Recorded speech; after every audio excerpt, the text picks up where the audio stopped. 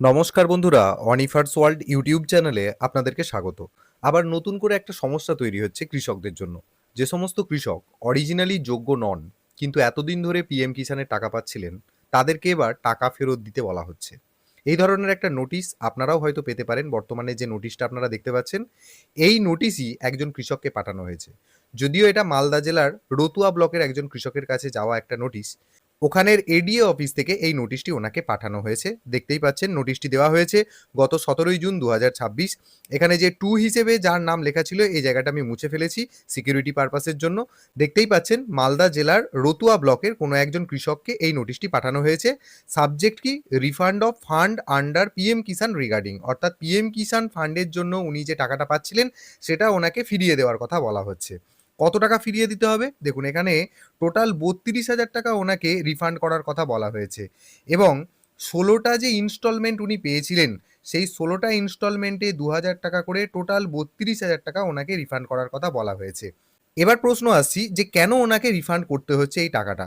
কারণ হচ্ছে যে দেখুন বলা হচ্ছে, "this is to inform you that you have been marked as ineligible farmer অথবা ইনকাম ট্যাক্স পেয়ি ফার্মার অথবা রং অ্যাকাউন্ট বেনিফিশিয়ারি।" হতে পারে এখানে ৩টি কারণ নির্দেশ করা হয়েছে। যেই কৃষককে এই টাকা ফেরত দেওয়ার কথা বলা হচ্ছে, উনি হয়তো অযোগ্য কৃষক, যিনি হয়তো পিএম কিষানের যে এলিজিবিলিটি ক্রাইটেরিয়া ছিল সেটা হয়তো পূরণ করেননি, তা সত্ত্বেও টাকা পেয়ে গেছেন। বা হয়তো ওই কৃষক ইনকাম ট্যাক্স পে করেন, হয়তোবা ভুল কোনো অ্যাকাউন্টের তথ্য দিয়েছেন, মানে অন্য কারোর হয়তো টাকাটা পাওয়ার কথা ছিল কিন্তু ওনার অ্যাকাউন্টে টাকাটা ঢুকেছে। এই ৩টের মধ্যে যেকোনো একটি কারণের জন্য ওনাকে টাকাটা ফেরত দেওয়ার কথা বলা হচ্ছে এবং ১৭/৬/২০২৬ থেকেই ওনাকে অযোগ্য কৃষক বলে ঘোষণা করা হচ্ছে। মেইনলি যে কারণটার জন্য ওনাকে ইনএলিজিবল বা অযোগ্য বলা হচ্ছে তার কারণটা দেখুন এখানে লেখা আছে, "head of the family already receives the benefit of the scheme", অর্থাৎ এই কৃষকের পরিবারে যিনি হেড তিনি হয়তো পিএম কিষানের টাকা আগেভাগেই পান। এবার দ্বিতীয় যে কৃষক, মানে যাকে এই চিঠিটি পাঠানো হয়েছে বা নোটিশটি পাঠানো হয়েছে, তিনি হয়তো অ্যাপ্লাই করে দিয়েছিলেন এবং তিনিও পিএম কিষানের টাকা পাচ্ছিলেন। যেটা ভেরিফিকেশন করে দেখা যাচ্ছে পিএম কিষানের এলিজিবিলিটিতে এটাই ছিল যে পরিবারের যে কোনো একজন পিএম কিষানের টাকা পাবেন।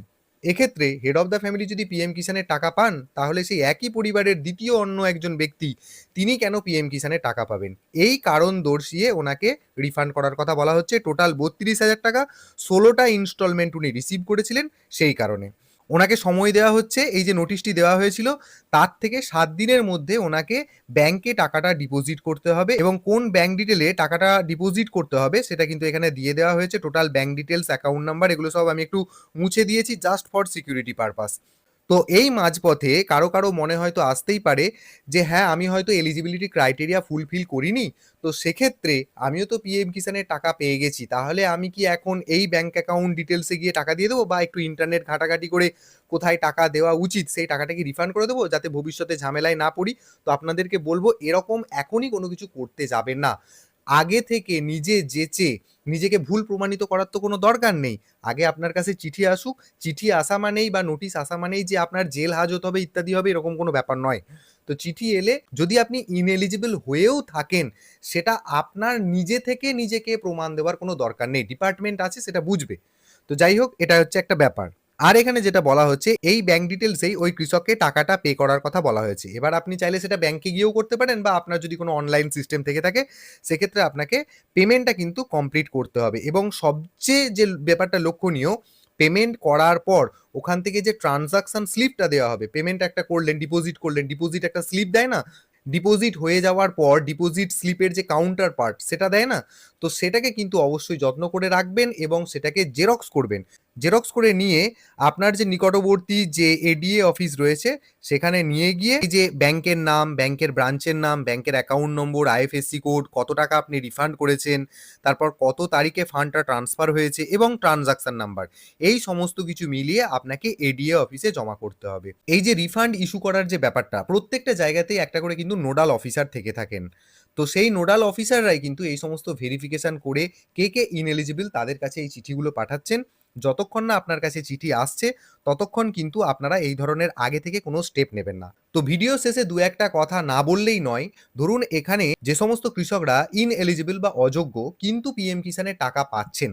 এবার একটা কথা লজিক্যালি যদি আমি বলি যে সমস্ত কৃষক কি পিএম কিষানের সমস্ত খুঁটিনাটি পড়ে নিয়ে তবে কি পিএম কিষানের অ্যাপ্লাই করেছিলেন?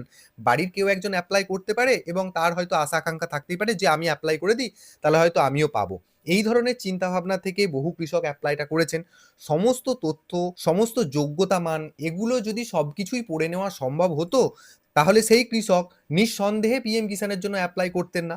ধরেই নিচ্ছি যে ভুলভাবে কোনোরকমভাবে অ্যাপ্লাই হয়ে গেছে এবং সেই কৃষক এতদিন ধরে টাকা পেয়ে আসছেন। তো যারা এটার ভেরিফিকেশনের দায়িত্ব রয়েছেন, অফিসের চেয়ারে বসে রয়েছেন, তাদের কি কোনো দায়িত্বই নেই যে সমস্ত তথ্যগুলি সঠিকভাবে ভেরিফিকেশন করে তবে একজন কৃষককে পিএম কিষানের টাকা পাঠানো বা তার যে ডকুমেন্ট বা তার যে অ্যাপ্লিকেশন সেগুলোকে অ্যাপ্রুভ করা? আমি নিজের ক্ষেত্রে বলছি, আমি একবার প্যান কার্ডের জন্য অ্যাপ্লাই করেছিলাম, সেই প্যান কার্ড আসেনি। দ্বিতীয়বারের জন্য অ্যাপ্লাই করেছিলাম, দুটো প্যান কার্ডই পরপর একসাথে এসে গেছে। তাহলে যারা এগুলো ভেরিফিকেশনের দায়িত্বে রয়েছেন, আমার সমস্ত তথ্য, ছবি সবকিছু এক দিয়েছি, তাহলে একই ব্যক্তির নামে দুটো প্যান কার্ড। তাহলে এগুলোকে ডিপার্টমেন্টকে দোষ দেওয়া ছাড়া কোনো কিছুই নেই। আমি তো এখানে কোনো মতেই কৃষকের দোষ দেখতে পাচ্ছি না। আমার মনে হয় ডিপার্টমেন্টে যারা এগুলো ভেরিফিকেশন করেন তাদের প্রপার গাইডলাইন মেনে যে ভেরিফিকেশনটা করা দরকার সেটা করুন। দেখবেন পিএম কিষানের টাকা কারোর ভুল অ্যাকাউন্টে চলেও যাচ্ছে না আর কৃষকদেরও হয়রানির মধ্যে পড়তে হচ্ছে না। তো ছোট্ট আপডেট, ভিডিওটি সকলের সাথে শেয়ার করুন এবং আপনারা যারা আমার চ্যানেলে নতুন তারা চ্যানেলটিকে সাবস্ক্রাইব করে নিতে ভুলবেন না।